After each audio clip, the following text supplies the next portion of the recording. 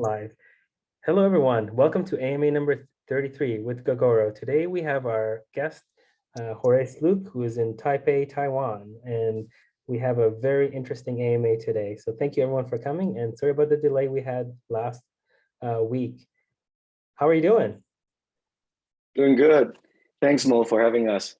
Yeah, you're welcome. No, this is a very exciting, super interesting company that a lot of folks had a lot of questions. Tell us a little bit about yourself before we get into the video. Yeah. Well, my name is Horace. I came from quite a long stint in technology. Actually, when I went to school, I was really passionate about transportation, especially cars and design. And I went to school getting my degree in industrial design. Of all things, furniture design. So I had nothing to do with technology when we first started, right? And then I got my first job at Nike, creating brands for people like Tiger Woods and for basketball, tennis, a number of different sports. As in the mid '90s, as the sporting industry took off. And then one day, my friend told me that the internet was going to change everything. This is in the mid '90s. And I basically jumped ship, went to Microsoft. I eventually became the creative director of Xbox. And the idea of bringing computing technology into people's living room to kind of change people's lives, especially the next generation's lives, right? So for some of us that are in the audience, probably much younger than I am, grew up with Xbox and grew up with Windows XP. Well, I was responsible for both of those, especially around the user experience and the product innovation side of it. And then, I got so much into technology that I decided to, that the mobile internet and these little computer in your pocket that is fully connected would change people's lives. And so I left Microsoft after 10 years, joined HTC in the mid 2006. And again, before the curve, before smartphone, start taking off. Actually, before even the first iPhone was announced, we started working on the Android smartphones, and I was responsible for creating the world's first probably 7 Android phones with different form factors, and help HTC, build brands especially in the US, like MyTouch, like the Verizon Droid, and other number of other devices, and grew the company from a white label. Very small volume in the single-digit millions to by the time I left, to the world's largest smartphone maker, beating out at the time BlackBerry, beating out Samsung, beating out even the volume of iPhone. And when I left, we were selling something like 46 million phones a year. And I thought, what? It's great. Technology it changed people's lives forever, right? Everything from gig economy to digital wallets to to just mobile communication and getting in touch with people, right? And I thought, that's great. We're heading into 5G. We're heading into multiple core processor on the phone. But is that really important? Especially as we turn the corner and we saw the last 30 decades how computer has really changed human productivity. It really improved our efficiency as we go to work or we just enjoy our life using Google Map, et cetera, et cetera. But as you look forward the next 2 or 3 decades, is that the most important thing? And I think that most important thing that we need to think about is sustainability. And that's when I started Gogoro. And I thought, there's a big problem to be had by, kind of focusing not only myself, but, people that I know and people that share the same passion to create a product that actually services the other side of the fishbowl, right? So if you think about the globe today, right? Great, you can tell from my accent, I grew up on the West Coast in the United States, right? And where two-wheelers are not so important. But most people don't know, just in India, in China, in Taiwan, not counting Southeast Asia, not counting everybody else, there's 500 million two-wheelers roaming around every day. And over 50% of all urban commute miles done every day is done on two-wheelers around the world. That's how important it is. While the world is thinking about solving the problem of electric transportation with 4 wheels, there's a great opportunity to be had on 2-wheel. Not only are we doing good, but we're going to be doing well at the same time by servicing a sector that nobody has really paid attention to. And I think that's where we're at today, Mo. We're excited to be here, kind of sharing our vision, but also at the same time, we have a huge milestone in front of us, to go public and to be able to, to get the resources and everything we need to take our idea that we have kind of perfected in Taiwan and go into other markets as well. That's an amazing story, Horace. Thank you so much for sharing it. It kind of gives me a little bit of idea of your background, where you started, from like industrial design to transitioning to phones and tech, and then into transportation and now in sustainability, essentially. So you said you have a video that you can show us that, kind of shows a little bit about Gogoro, the Gogoro experience. Sure. Yeah, sure. I want to share a video, and I need to be enabled for sharing. Oh yeah, there you go. You should, there you go. You're Gucci now. You should be able to do it. Awesome. Yeah, no, that's pretty amazing. 500 million. Can you guys see my screen? Yeah, you can see my screen? It's perfect. Okay, yeah. Awesome.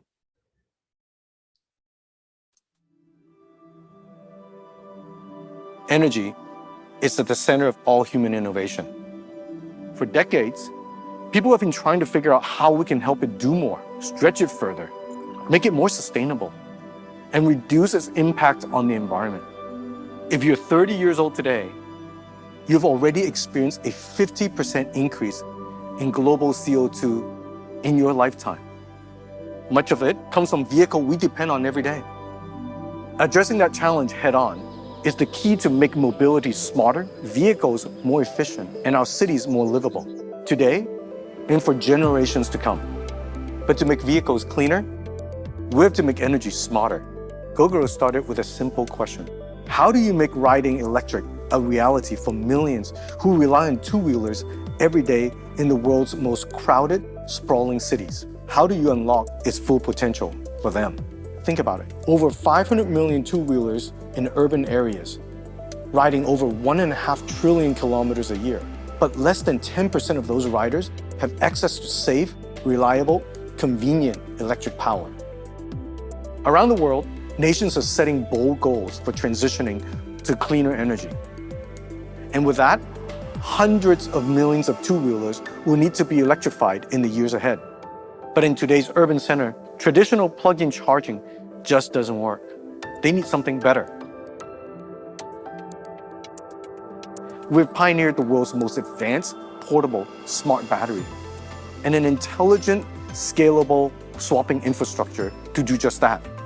We created a totally integrated and open technology platform that powers a 360-degree ecosystem, all built around one simple idea: swap and go. Instant power, easy to use, easy to find, always ready. No waiting to fuel up, never waiting to charge. Just grab the power you need on your way and just keep going. We're unlocking the grid and putting portable power in everyone's reach to make electric fuel a reality. We built our Taiwan pilot to push our technology, develop our solutions, and refine our platform. In 2015, we introduced the Gogoro Smart Battery, our first all-digital smart scooter, an open Gogoro network with just 31 Go stations in Taipei, now 5 years. And over 2,000 Go stations later, we've delivered over 160 million battery swaps, ridden nearly 3 billion kilometers, and saved over 215 million kilograms of CO2 just here in Taiwan alone. What we started nearly a decade ago, a simple idea of swap and go, is now a reality. Our mission is to put smart, portable electric power within the reach of every urban rider in the world. Soon, we'll have 2 times more Go stations than gas stations in Taiwan cities, including over 100 Super Go stations, each able to support 1,000 battery swaps a day. Soon, all riders in Taiwan will be within minutes of a swap. We set out to shift perception on what fuel can be and lifted expectation on what's possible in vehicles people rely on every day. And we have. But we're setting even bigger goals, looking even further ahead. Imagine 100 billion kilometers ridden, 5 billion battery swaps. That could save 10 billion kilograms of CO2 by the end of this decade. That's like going to Mars and back, hundreds of times, while saving as much CO2 as a forest the size of Taiwan. And we'll do it together. This is a decade to make electric fuel smarter for all.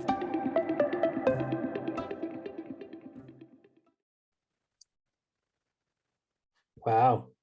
Yeah, it's a quick video for just communicating the vision of what we're doing and the impact we've been making. And I just realized in that video, because we did that video way back kind of late last year, when we did our spec announcement. But since then, actually, the number of battery swaps almost doubled. I just looking at my Gogoro.com number, which is a live number on battery swapping. We've done 274 million battery swaps now. I said 160 million back in that video, but now 274. I mean, it's just we do 356,000 battery swaps per day, literally. 10, 15 a second. Like it's fully automated. It's amazing to see this experience live in Taiwan today. Yeah, that's crazy. So, what struck me the first time I saw your company was like, why battery swap? Like, for example, I have an electric vehicle. I come home and I connect it to the charger, it charges overnight and then I go. I don't replace, I know some cars like Neo, they have, battery swaps. Like, why? Like, what's the appeal? Like, I'm trying to understand like how you guys thought about that rather than like, let's say, use the battery you guys have there and just charge it at home or wherever you're at. Yeah, I mean, four-wheel is great because you have to park it, right? You have a dedicated parking spot, and you charge it, or you go to a place and you supercharge it, and you're comfortably in an environment, right? You got sofa, you got music, you can do email, right? But on a two-wheeler is a little different, right? So in a place like Taiwan, right, today, there's 14 million two-wheelers for a population of 22 million people. Just think about it. Old people, young people that can't ride, take them off the equation. You got really one vehicle per person, and they're parked jammed on the side of the road, right? I mean, you're talking about mega cities with thousands of people they're living on top of each other, where space, time, and is really hard to come by. Finding a proper way to refuel better than gas, right? We're not talking about 20 seconds. We're not talking about 20 minutes to top up your vehicle. We're talking about seconds, less than a minute, right? When you go up and get gas, it's minutes. It's like, for example, 3 or 4 minutes by the time you're done, you pull off from the gas station. We're talking about 6 seconds swap and go. Go in, go out, and then you go from literally 5-10% all the way back up to 100% instantaneously. And being able to do that, and save time and create efficiency in a city is really important. I mean, as I said, right, thousands of people living on top of each other. You can't even find a place to park. How are you going to find a place to charge? So we saw that as a huge challenge, but with that challenge, we saw a huge opportunity to innovate on a business model that would then, convert people, right? So not having the battery as part of the purchase equation, you don't put the battery as a cost of goods sold to the consumer, enable us to offer a vehicle that is competitive to the current gasoline vehicles that are being sold today. The popular gasoline vehicle is being sold today. And just like you do with, for example, with paying gas at a gas station every time, well, we have the same thing. You pay as much as you use. Instead, you swap a battery. So we call it electric fuel, right? And because of that, we have actually made quite an impact in Taiwan. Before we started in 2015, we started, deploying 2015 in Taipei. The amount of electric vehicle that were being sold every year is less than 1%. So when you sold 100 vehicles, two-wheelers, there was only one vehicle or less than one vehicle that was sold that was electric. And usually it was purchased by the government or by some, enterprise that's super passionate about sustainability. They're really ahead of the curve, right? So they bought the vehicle. Today, if you look at where we are in Taipei, the same equation, less than 1%, In December, we closed December with about 26% market share. So for every 100 vehicle, 26 of them is now electric. Now, perhaps the most important part is not that 26%, is that within that 26% equals to 97% of all electric vehicles sold. So between us and our partner, like Yamaha, Suzuki Taiwan, A Motor, and a number of other vehicle brands that now uses our platform to create vehicles that uses our grid, our battery swapping grid, that equates to 97% of all electric vehicles sold. That equates to a game changer, right? We're now the de facto standard. Over the last 6 years, what we did was we really perfected the technology. We've designed something that is end-to-end. We designed, when I started, we thought it was just going to be a battery swapping infrastructure. So I went and looked for people to build vehicles. I went to look for people that built, like electronics for it, right? And so, because I want to really focus on battery swapping, the enablement of digital electric fuel. But I found out nobody was building a two-wheeler that can do it. Nobody was building a motor that could do it. And eventually it added up to be this complete 360-degree, solution. It wasn't, to be honest, it wasn't by design. It was because it was necessary to build those pieces. We were so early in pioneering this idea that we had to build the motor ourselves, that we had to build the battery ourselves, that we had to build the vehicle ourselves, that we had to build all the connected electronics ourselves. And at the end, what we did was, over the last several years, we built, a whole bunch of capability, worked out all the different kinks that we had in the system, and grew the market, to be a tremendous market in Taiwan, only to create really product in a box, right? Now we're taking that product in a box and going into different markets. And the way you should think about us is, we have, including Gogoro, we have 10 different brands on the vehicle side that uses a swapping network, offering 47 different models of vehicles, right? We have vehicle that are going from as entry level as something that only go 25 kilometer with a single battery, right? Kind of like an e-bike space. Mm-hmm. And into what we call an L1 type vehicle, which is 45 kilometer or equate to about 50 cc, right? So you don't really need a motorcycle license for it, right? And they're, single battery, to double battery that goes from 110 cc to 150 cc type of performance. And then we have three-wheelers that uses 2 battery and uses 4 battery. So think about us as really the Android of EV, right?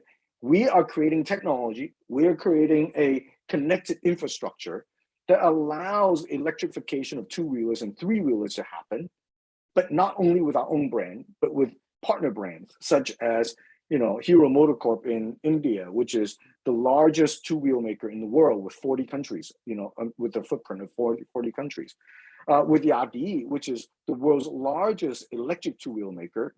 This year, I think they forecast to sell 16 million vehicles, 16, and they will use Gogoro as the pivoting point to change to kind of, swap and go solution instead of charging solution, which has been kind of limiting their growth. And then also at the same time, they're able to extrapolate continuous sticky revenue coming out from the user as well, right? In partnership with us.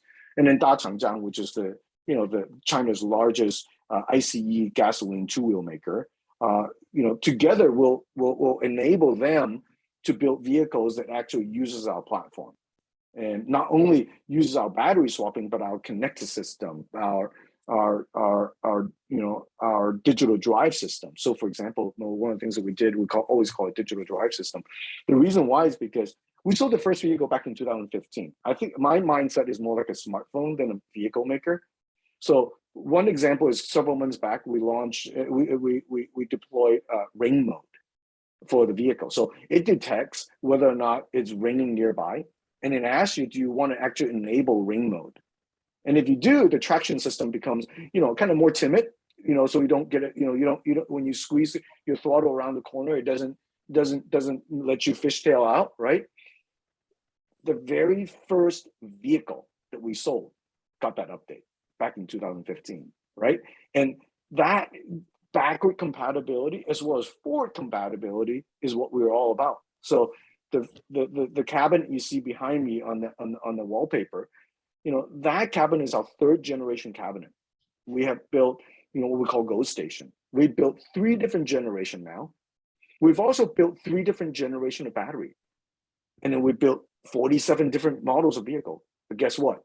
They're all intercompatible. Meaning the brand new vehicle that Yamaha just announced and it will be and is shipping can also use the oldest battery that's on the network that has been 6 years now, 7 years now, right? And also at the same time use the oldest cabinet Go Station that is on the network. So that forward compatibility, backward compatibility, full interoperability is what we designed for. And as you think about where technology is going to go, like our recent announcement with a partnership with Polargium to build the world's first solid state battery prototype for swappable battery, while everybody's still talking about, hey, look at this little piece of film in the lab. This is our this is where the future of solid state is. We actually build a battery, a functional one that you can actually ride, right? So, Wow. it's the opportunity is endless. Man, that's honestly so fascinating. It's like a totally different world. So my background is in physics. I always thought I was going to go, become like a physicist or join NASA, but ended up in doing radiation medicine. So what really amazes me is just your concept of the batteries. Like, it looks like the environment, like the pressures of living in Taipei and Taiwan, and like you described, because there's so many two-wheelers that not everybody has a place to park it and charge it overnight, that naturally the ecosystem required something like a Gogoro network in order to make it feasible for electrical refueling of two-wheelers. And then what caught me that was really interesting is you said 2015 was when you first put your first Gogoro network battery station, and it's still there? Yeah. So we started in 31 stations in Taipei. Okay. And then the way that you think about us is, the speed of deployment is really easy. There are Go stations, swap stations, they're modular, right? From 31 cabinet to now we have somewhere near 11,000 cabinets in Taiwan, in over 2,100 locations or so. We are now about to overtake the amount of location of gas station. So very soon, not only are you going to see more Gogoro Go Station location than you do with gas station, but the ability for us to put it into a place where it's more convenient is actually one of the added value. We have to, in order to convert customers from gas to electric, you have to not just kind of meet the expectation of what they were doing with gas, but you have to exceed that expectation. You have to go beyond. You have to provide something that's more convenient, more exhilarating to use, more kind of future-proof, right? And you can upgrade. Like, for example, our vehicle today, as we deploy new batteries, how many vehicles do you know that can go, get longer range over time? That you can actually pick up a battery and actually get, 30 to 40% more range than when you bought it. You probably can't find any, right? That's one of the things that we offer to the consumer. Not only is it limited its range, because you can go from spot to spot to spot and you don't have to worry about it. You just completely eliminate the range anxiety equation. But also at the same time, being able to be future-proof. When you buy a vehicle, you can always upgrade it. You can always get a newer battery. You don't have to worry about the biggest trouble part, right? So for example, you own an electric vehicle, four-wheeler. Probably the first thing you think about is, what if that battery goes to, kaput? How much is that going to cost? Well, to the consumer, they don't have to worry about that. They in the Gogoro network, they don't have to worry about that because they're just subscribing to the network.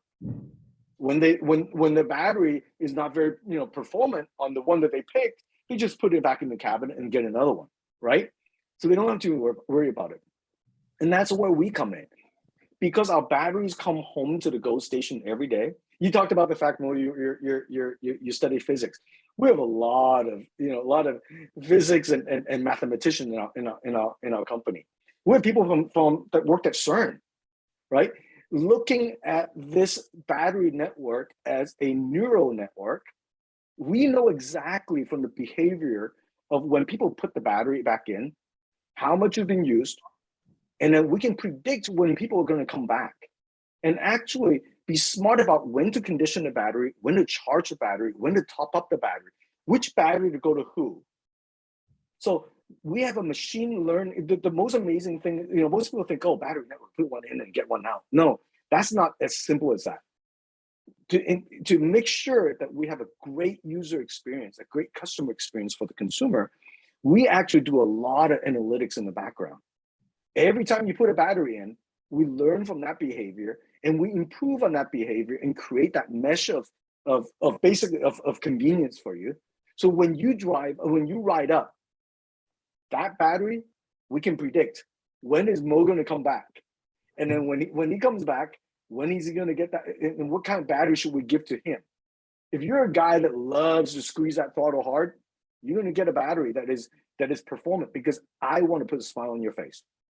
If you're an individual that wants to ride slower but longer range, I got that battery for you too, right? And we condition and program each one of the battery to behave differently based on what what your subscription plan is and how you use it.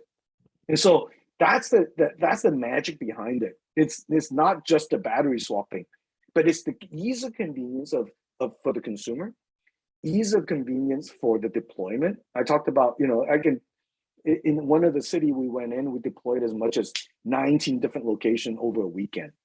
These are just like almost like Coca-Cola machine that hooks up to the grid, and instantaneously they add to our app and our server in the back end, and the consumer just sees it on their app, and boom, all of a sudden they get to literally they get to access that network right away, or that Go station right away. Horace, you described a little bit about Gogoro's platform, ecosystem, and what looks like to be a subscription service. Can you go a little bit more about that? Like, is it like a monthly plan, or is it based on how often you use it? How does it work? So we have a different plan for all different range of plan. So just think of it as the more you use, the cheaper it gets per kilometer. The less you use, a little more expensive per kilometer. Okay, but in comparison to gas, we try to be about the same price. Well, we're actually a little bit less now because the gas price has been going crazy, right? It gone up a lot. So we are actually more competitive to gas. And from that subscription plan, you can then access, I'll show you in my app here, you can access in Taiwan, this is how many Go stations we have in Taiwan. Mm-hmm. Wow. That's how many Go stations in Taiwan. That's a lot. Most people don't, and then, just press up a button, you get to exactly, one near my house this morning, 30 batteries ready, to go instantaneously. If you're making like a longer trip, does the app optimize where to stop and stuff? I'm sorry, say again, please. Like, let's say, I don't know if people do this. I'm just imagining, like when I drive my Tesla, let's say I'm driving from Chicago to, Yellowstone or something like that. It kind of helps you optimize where to stop. You know what I mean? It tells me, you're going to get here, you got a better stop at that supercharger station there and so forth. And you can just kind of move it around. Is it something like that too? I'm just curious on the app. You know what? Yeah, because, it's very far distance with a Tesla, right? With us, it's totally a little different. We try to be, I think 95% of basically of every urban rider within Taiwan today is within 5 minutes or 3 minutes to a Go station. So we're in places like, It's ubiquitous. It's everywhere. Yeah. We're in 7-Eleven and convenience stores, Family Mart. We are in universities. We're in the bus stops. We are at the subway station. We are at coffee shops and supermarkets. Every convenient location. We're not like a gas station. Gas station, you can't build anything on top. Gas station, you're trying to stay a little bit further away in distance, right? With a cabinet, with a Go station, we just put it in front of a supermarket. So when you go in and pick up something, you come out, you swap a battery, you go home, right? That's how, and there's a coexistence between the two. So, for example, we started doing a pilot, several years back with a supermarket in Taiwan. And when we started, we only did four locations as a pilot. Mhm. Eventually, now we're in 100%, almost 100% of their location, as much as we can, because they see the added value of people coming by, swapping a battery, and then going in and making a purchase. So the opportunity is not only within battery swapping, but in the future, doing location-based services, advertising, and other businesses that can come up. So one of the things that we did, a good example of that is several months back, we announced our usage-based insurance, right? That looks at, if you're willing to share your data with the insurance company through us, we'll tell them how many kilometers you ride, and then working on enabling user behavior as well. So, for example, how hard you squeeze the brakes, how hard you squeeze your throttle. Are you going on are you going on speedy runs, or are you actually a gentle rider? Do you turn your turn signal on when you make a right turn, right? If you don't use your signal, what does that mean, from a safety perspective, right? All those data points we can use in the future to create other services that are beyond battery swapping, right? That's one tangent we're going off on. And also another tangent we're going into is, for example, you just probably saw us, I think it was yesterday only, right? Or the day before yesterday, we announced our, power backup for traffic light. Rolling brownout is going to happen all across Asia. As, people move within cities, there are going to be time from time, quick brownouts. But the number one thing people worry about is safety, right? When there's a blackout or a brownout, intersections loses traffic light. Super dangerous, right? Our battery is able to keep that alive for about 3 hours, right? Amazing swapping battery enablement that now turn into public safety and smart city conversion. All the way to portable battery for smart parking bulb. The tangent in which that we can go to all comes from the fact that we're doing a lot of development in Taiwan, right? We're doing all this development in Taiwan so we can create a lot of products that are in boxes. That as we go into markets like Indonesia, go into market like China, or go into market like India and beyond, we can actually take all those technology and offer in those markets and continue to build on top of the subscriber base that we're creating and put it into that market. That's amazing. So that's, it's not just battery swapping. Battery swapping is at the core, but because of battery swapping, we have a very, very sticky customer base, right?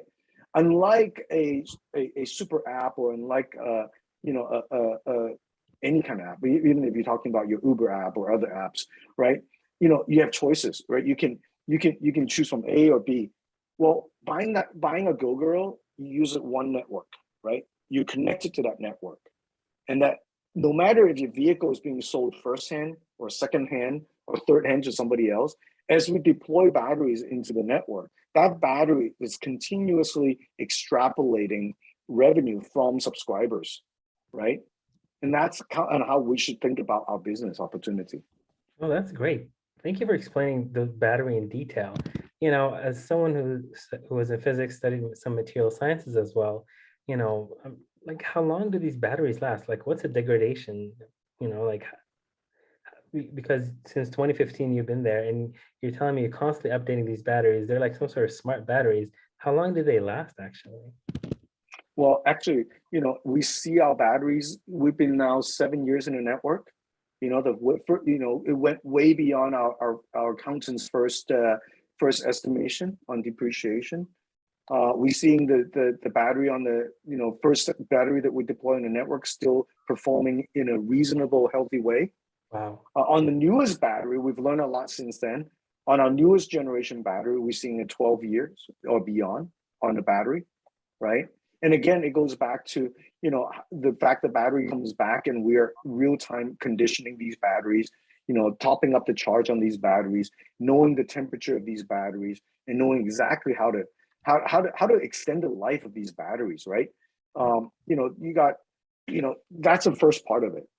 Then after that, right, as battery gets to 80%, no longer is it good enough for you and I to sit on a scooter and climb up a hill, right? Then we put those batteries into a second life use. I talked a lot about sustainability, right, and how we're pivoting towards sustainability.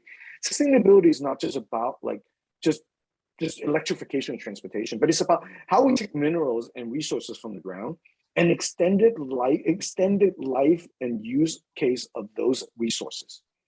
So we see another long period of time in which we can then put these batteries into, traffic lights, smart marking meter pole, right? Powering backup for 5G deployment, right? A number of different use cases where the energy draw from these batteries will be really low, but because of portability and because the batteries by that time will be fully depreciated, we can add a really great value to the government bodies that are trying to deploy these, right? Right. And so as we build the population of battery, don't think of it as just a one use and recycle kind of scenario. We have multiple uses of these batteries. But of course, the first use is being paid for, the battery cost is being paid for by the subscribers that are on the network. They're riding the vehicle today. Mhm. And then they help get that battery to be fully depreciated. And then we then get to second life, et cetera, et cetera. Okay, thank you. Thank you for answering that in super detail. As we transition, away from a little bit more about the technical aspects, a few of the Reddit folks wanted to know, where are you guys based currently now? How many countries? Any expansions planned in the near future? Yeah, we're predominantly based in Taiwan. You know, because that's where the technology hub is, right? That's the place I picked to not only develop the technology but pilot it. We are constantly upgrading our technology, our product in Taiwan to kind of showcase what is possible, and build a pilot that other people can look at and say, I want that in my city too. But the island of Taiwan is actually a very small population, just 22 million people. But of course, density of scooter is very high. But it was a great place for us to kind of work it out. But if you look at comparison of the markets we're going after, right? Just in India and China alone, 64 million vehicles are sold every year. In Taiwan, 700,000 to 800,000 vehicles sold a year. I mean, we're talking about a very large multiple of what Taiwan is today, right? That's the opportunity where we're going. Today, we have deployed, of course, different business models, different places.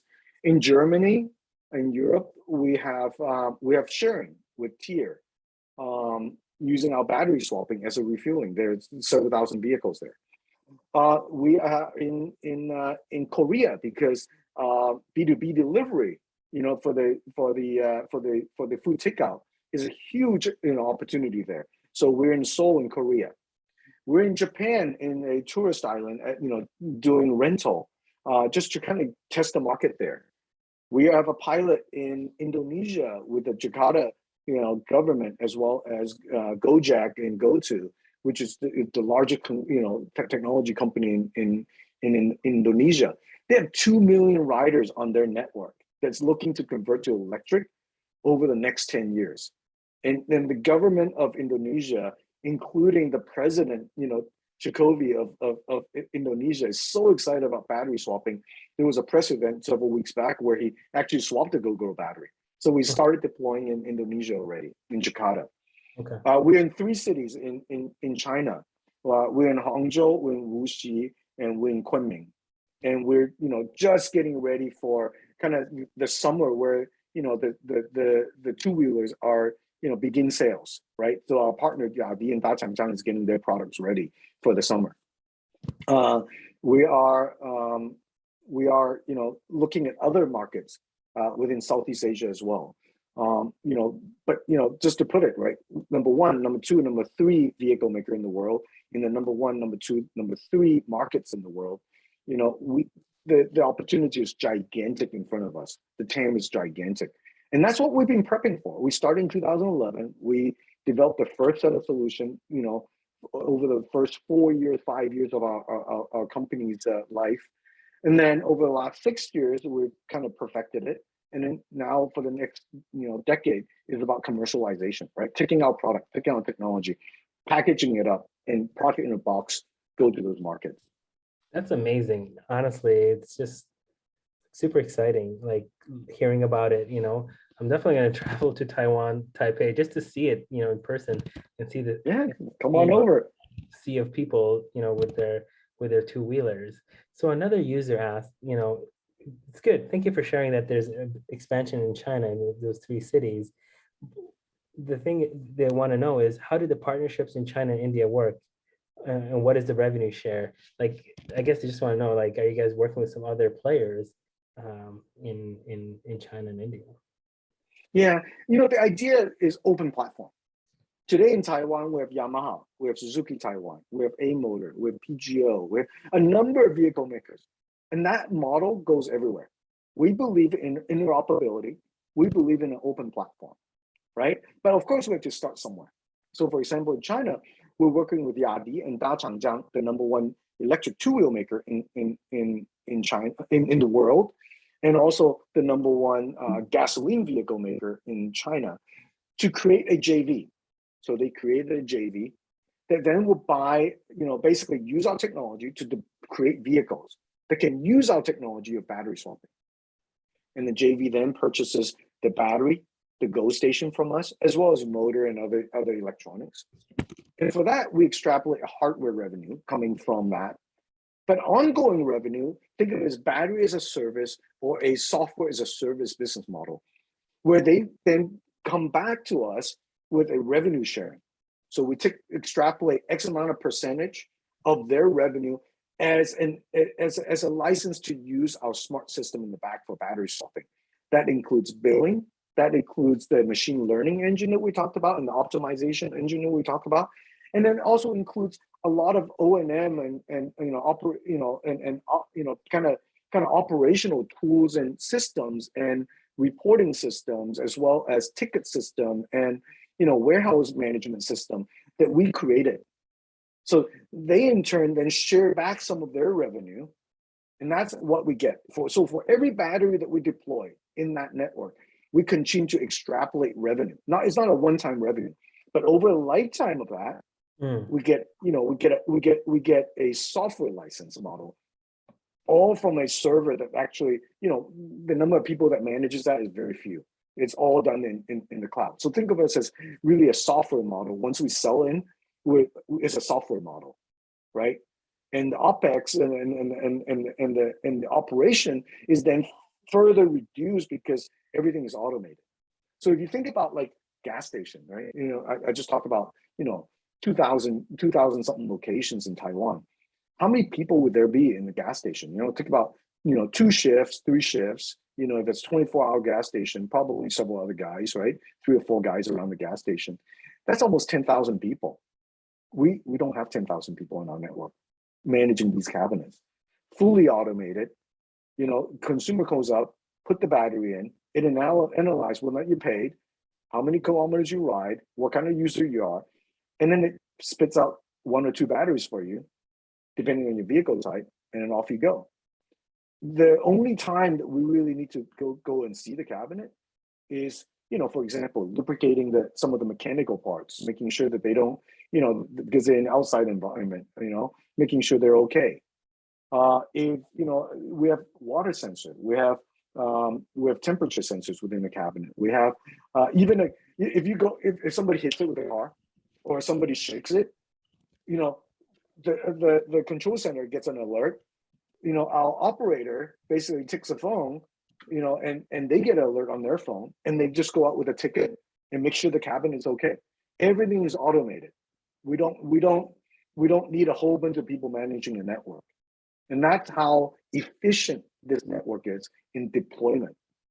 Today in Taiwan, from having grown the headcount of people that are on the ground managing that network since maybe 3 years ago, and we've grown the population of subscribers probably, oh my God, well, probably 10x, since then, right? Or maybe not quite 10x, but maybe 6 or 7x since then. So it's been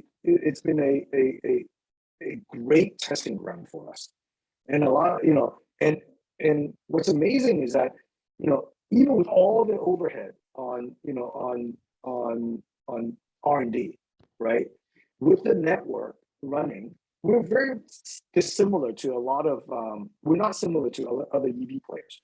So if you look about all the EV players out there today, right, in the four-wheel space, it's hard to find anybody that is EBITDA positive. We've been EBITDA positive since 2019.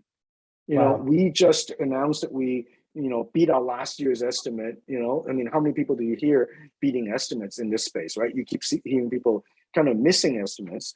We beat it by 10%, right? We're seeing solid indicators that this year we're going to meet our target, right? And with the increased pipe, 295 million. I mean, I don't think you're seeing that size of a pipe, especially with strategic partners coming in, in today's climate. We are a rare group. We are just about to go basically take everything we got and commercialize. And with $295 million, we have enough to kind of get going into those large markets we're talking about. That's amazing. Some of the users were also wondering, are you guys having any plans? I know this is a reach, Philippines and United States, because there's a lot of people interested in this technology. We go after any place that actually makes sense from a population density perspective. We're focused on cities. We're not necessarily focused on countries, but we focus on cities, right? One of the great things about a two-wheeler is, you don't go from, unlike your Tesla, you go from, New York, then to Boston, and then keep on you go, because you're comfortable in your environment, right? You got air conditioning, you got heat, you got a sofa, you got back sofa, you got your entertainment system, you're out of the element. Well, and the scooter is very different. It's really for a short distance commute, what I call kind of inner city commute. So we focus on inner city commute. So do we have conversation about in Philippines? Absolutely. Do we have conversation about how to deploy in the United States? Absolutely. But one of the first things we got to do is we got to focus. The team is not big. We're about, including manufacturing and everybody, we're about 1,800 people. And then not a gigantic size company yet. But we got to choose very carefully. We got to go to places where it has the biggest impact, a biggest opportunity, the bigger user group, and then go and succeed. And that's focus is also really important for us. One of the things you will note about Gogoro is that we are very focused on creating a great user experience for our customer, end to end. And only upon that can you convince a customer that converting to electric is possible. And not only is it possible, it's enjoyable. And that's what we're doing. We're really focusing on, large scale markets, but really focus within, large scale cities. And then also at the same time, seeing if our technology fits within the lifestyle of those consumers. So if you ask me, am I going into I don't know, am I going into a city in the middle of America? Probably not. We got to focus on big cities, that are friendly to two-wheelers, that has that habit, and then from there create the momentum that we're looking for. Thank you. That's actually really helpful, because instead of focusing on countries, it's more density driven. So instead of saying Canada, US, Philippines, it's more like saying, Toronto or somewhere in New York City. Yeah. Manila, right? Manila. Exactly. Bangkok, Ho Chi Minh, kind of looking at those, Right. Because we're talking about mega cities, right? The amount of mega cities in the world right now is, I think it's about 23, 24 mega cities, is quickly going to go to 40 something, right? And the greatest amount of mega cities in China, India, and in Southeast Asia. That's where half of the population is. Most people in the West don't realize how utilitarian, how essential two-wheelers are for people that are living in the East, and how big the opportunity is. It's gigantic. Don't look at just a two-wheeler, but look at the amount of fuel. So India alone, for example, right? 80% of all urban commute miles done every day is done on two-wheelers. 80%. 60% of all gasoline spent every year, people spend on gasoline, is spent on two-wheelers. That's how big the market is. Hold on, did you say 60%? 60% of all gasoline that is being used in India is used for two-wheelers. That's Wow. a gigantic opportunity. We have an opportunity to take that and convert it to now digital electric fuel. And that's what we're talking about, right? At the same time, creating vehicles that people love, but not only through only a Gogoro brand, but trusted deploy brand in the local market. So for example, Yadi and Dachangjiang, we have in Taiwan, about 200, close to 200 touch points or 200 sales location that you can buy Gogoros from. But if you think about where China, with Dachangjiang and Yadi, they have 50,000 retail locations. 50,000. I don't have time to deploy 50,000 outlets. I just don't. I want to use their capability, use their channel to be able to then sell in our idea and grab the subscribers. And that's what we're doing. We're really using, think of it as really a partnership model where they do the thing they're really great at, which is selling vehicles and creating vehicles and manufacturing vehicles. We do the things that we're really good at, which is making the battery, making the Go Station, and deploying the Go Station and managing the Go Station. So kind of division of role and responsibility, but all both chasing after this electrification in a really, really rapid way. That's honestly, that's crazy. 60%, I'm still stuck at that, And I think transitioning to the total addressable market, that's a pretty empirical point, because if 60% of the gasoline is being used by these two-wheelers, that's basically the total addressable market, 60% of these users, right, of the gasoline. Another user over here, Spacman, who is one of the contributors on our Spacs, asked, can you give some of the early colors that were launched in the 3 Chinese cities, or are they gone? Will those colors be there available again? With the colors, what do you mean by the colors? This is the way you put it. Can you give some early color? Oh, you meant the color. As in more details about. Yeah, details. Yeah, sure. Yeah. How did it go? Did it go well? Sure, it's great. Just to give you the JV over there is established already between Dachangjiang and Yadi, and they have staffed the operating team on the ground. And the operating team includes the business team, of course, doing business development with not only their Yadi and Dachangjiang vehicle, but also with other brands as well. And also a operating team for kind of deploying and just kind of installing these Go Stations. What's amazing is that Gogoro individuals flew over late fall last year, it's winter time last year, and trained the team, and all but one have come home already. Everybody's home. Wow. And in Hangzhou, we just lit up the 100th cabinet. And then we are also in Wuxi, just starting, I think it's 20 some odd cabinets now, and Go Stations now. And then in Kunming, probably starting next month, we're going to start deploying. We have a team on the ground already, right? All in anticipation, waiting for Yadi vehicle and also as well Dachangjiang vehicle to hit the stores. They have not, begin really pushing the sales yet, because right now, not only is it cold and it's kind of tail end of winter in China, but also at the same time, there's been a big COVID outbreak. As you guys probably seen the news, cities are shut down. There are curfews. So we're getting ready. And the great thing is, what we do with deployment is that it's not like a 5G deployment where you kind of have to light up the entire city before the first guy goes in.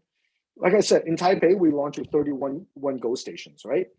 And then quickly, when the subscriber comes in and buys a vehicle, Think of the battery that we put in the vehicle as bandwidth in the network. The more you sell, the more battery you have to put in. The less you sell, the more controllable your asset deployment is going to be. So you don't need to put in that many. So it's very risk managed when it comes to bandwidth. The Go Station the same way. Deploying 31, quickly we see where people are riding, then we know where the gaps are. Then we quickly put a Go Station in the gap, right, and fill the mesh. You study physics, you kind of understand, right? So we kind of look at the probability of where we're going to hit, and we're going to actually drop a station there. So starting with 100 or so is about what we think about what we need in one of these mega cities. And then we grow over time as vehicles are sold in. So it's very manageable ramp. It's not like dump a whole bunch of assets in, wait for the first guy to light up. We're not like that. It's a very, very small deployment. And then quickly as we get subscriber, then we fill in the gap and quickly deploy the batteries. And you've probably seen, our if you haven't seen it yet, probably look up the video. We can probably share a link somewhere on our RoboFab. Fully automated, 47 robots making batteries, almost what I call almost lights off manufacturing, right? Nobody is touching the battery. It is fully automated. You put cells on one side. Of course, we work with people like SDI, work with LG, work with Panasonic. You put cells on one side, and then goes through a process, and then battery comes out the other side, right? And fully automated. And we're taking these factories and taking these micro factories and working with partners like Foxconn to if you don't know Foxconn is the world's largest electronics maker. They're the largest iPhone maker, largest, they're the manufacturer behind Apple, right? The chairman himself and I are, struck a deal where we're going to actually partner up and scale in those markets where they're going to, enable our manufacturing technology to be able to manufacture, in those local markets in their facility. And so, great partnerships that we're using to deploy into those markets. And then just quickly take out our battery manufacturing or cabinet manufacturing or Go Station manufacturing or motor manufacturing and go into those locations and enable those markets to happen. Amazing. You talked about the Go Stations a couple of times. Is there like problems with theft and vandalism? Are like the batteries locked into the charging stations? This is a question Craig is asking live as we're speaking right now. Okay, yeah. So people ask me that all the time, right? So, what if people take the battery and then not put one in? Well, first of all, you have to return the battery before we automatically shoot the battery back out, another one. And because of that, we're able to pick which battery is good for you and program the battery, right? So you don't get to choose, so to speak. You put the battery in, you put two in, you get two out. You put one in, you get one out, right? If you're one battery vehicle, you put one in, you get one out. The locking mechanism in the battery itself are very secure. When you try to, basically pull a battery out, you won't be able to pull a battery out. Our design, one of the things that we did, for example, for the audience, I'll give a little bit of background information. I get very involved in design and engineering. So, for example, the handle, right? The locking mechanism is stronger than the handle mechanism, even though the handle mechanism is plainly strong. So let's say you put a whole tow hook on the back of, on the back of a truck and you put it on the battery handle, all you're going to get is a handle.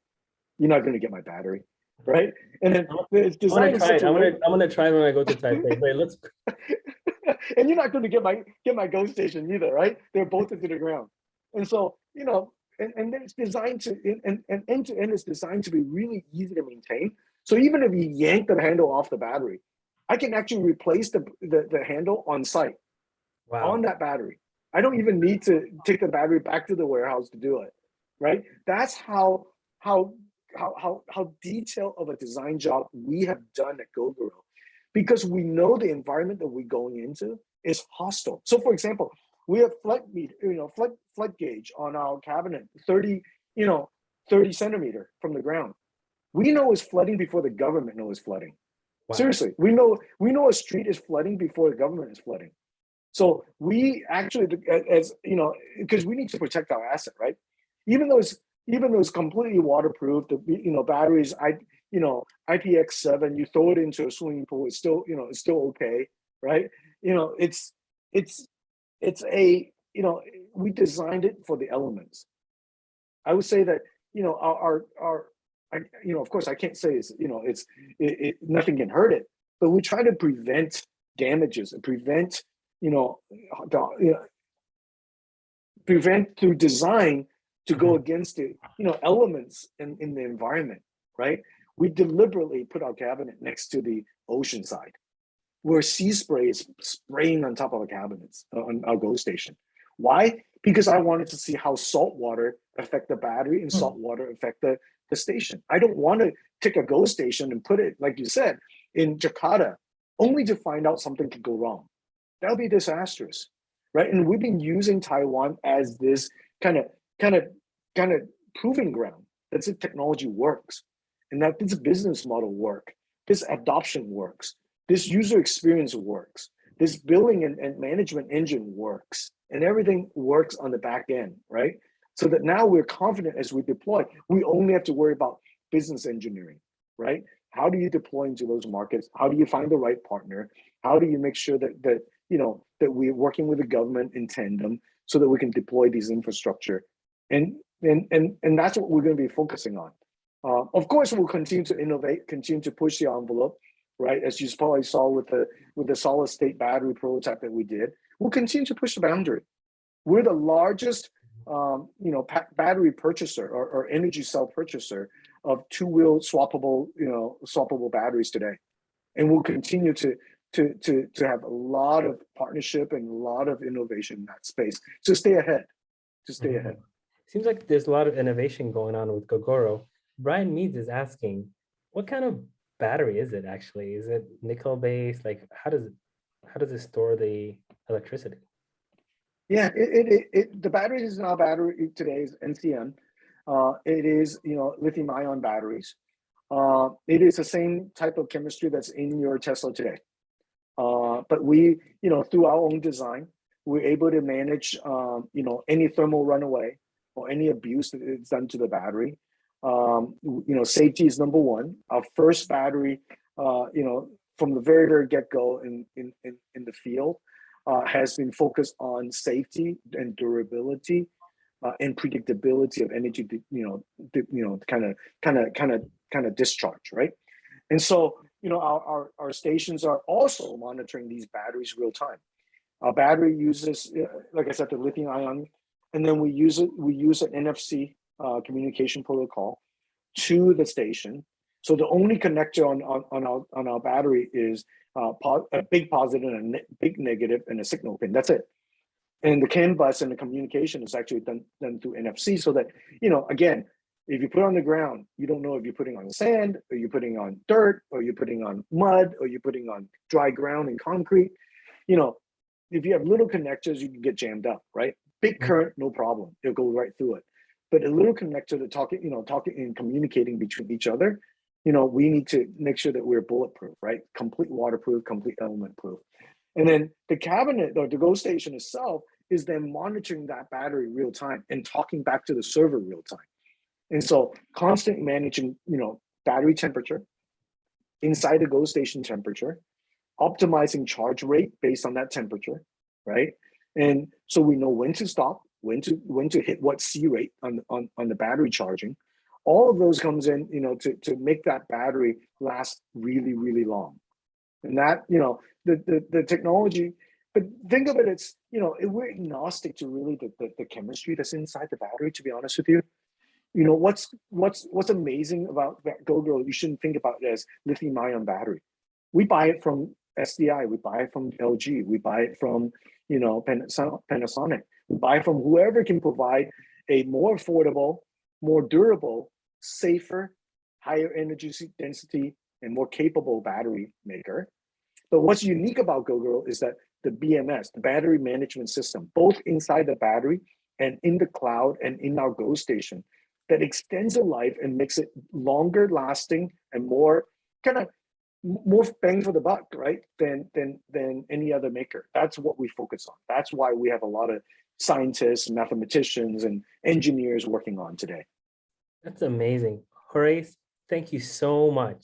There's Yeah. way more, there's a lot of questions, and hopefully the people can find some of these answers online as some of the other folks who have the answers answer them. But thank you so much today for joining us on our SPACs. We really appreciate your, rising early, 12 hours ahead of our time zone. You're living in tomorrow, more or less.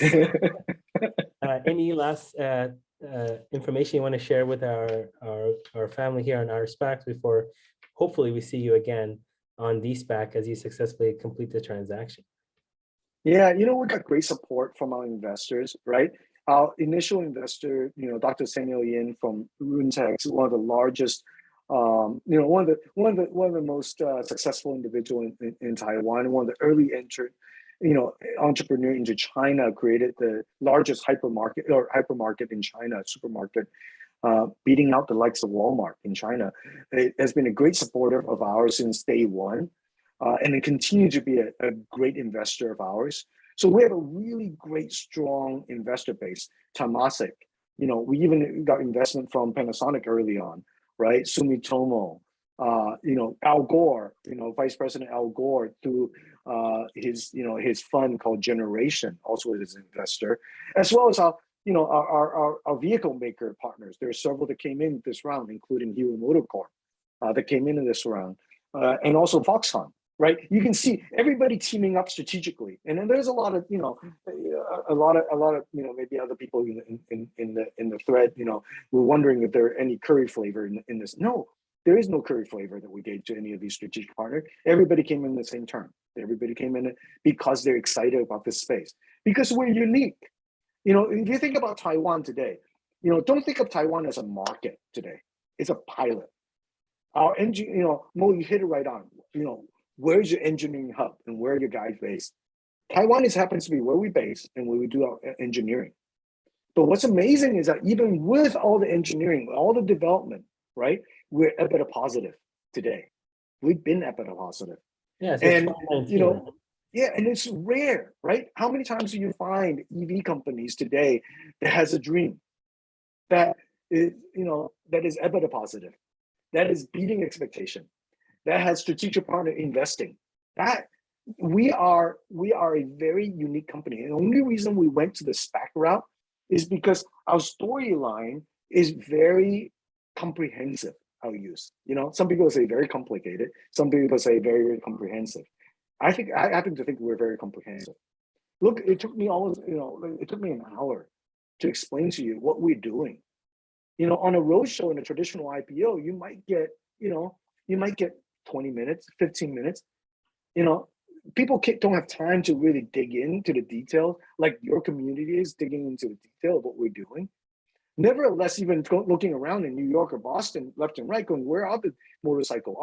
Aren't they just for recreational purposes, right? You can bring all the videos you want and people just don't get it. But there's half the amount of population in the world that are moving on two-wheelers today. And there are no comps. There are really no comps. If you look at four-wheeler, you got Tesla, you got Lucid, you got, everybody that you can imagine, right? On the four-wheeler space. But in the two-wheeler space, especially around swap and go, what do you find? Not many.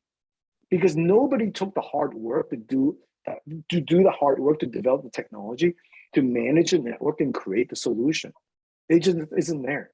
There was a lot of comp to, where people chiming in saying, "Oh, you guys are just like a two-wheeler in the China space, right? Where people just plug in and charge."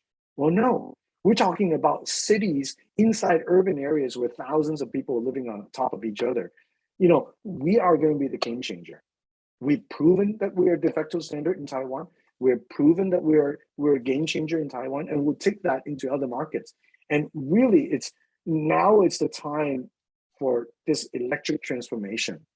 And we will be there, being a first mover, having great partners, having great proven business model, and a great brand, and a variety of vehicles that can now go into these markets in a big way. And with $295 million in the pipe, we have more than enough to get started. Mm-hmm. And we're ready to go. And I'm excited to be on a platform like the NASDAQ that has, that has great corporate governance, that, that enable us to access a lot of capital and liquidity that we're looking for from a, to really get the resources we need. And then the transparency, right? We're working with great partners. They're listed companies. One of the things they look at in their corporate governance is, how is the company Gogoro? What are they like? And providing that transparency to the public and to our partner is super important. And so, I think we're very unique in that way. We're not, a dream. We've been in it for 10 years. There was actually, let me, also, address one point that was, I was reading in the thread. There was somebody asking about, the dip in revenue from 19 to 20 to 21. We're seeing a solid 21. We're seeing a solid 22. The reason for a 19 volume against a 20 volume is Taiwan government reduced the amount of subsidies for the consumer on an electric vehicle in 2020. That, in addition to, because of COVID, because of, because the need that they need to subsidize gasoline two-wheelers, there was a shift in basically volumes that would have happened in 2020 got pulled into 2019. So think of 2019 as, more than we anticipated, way more.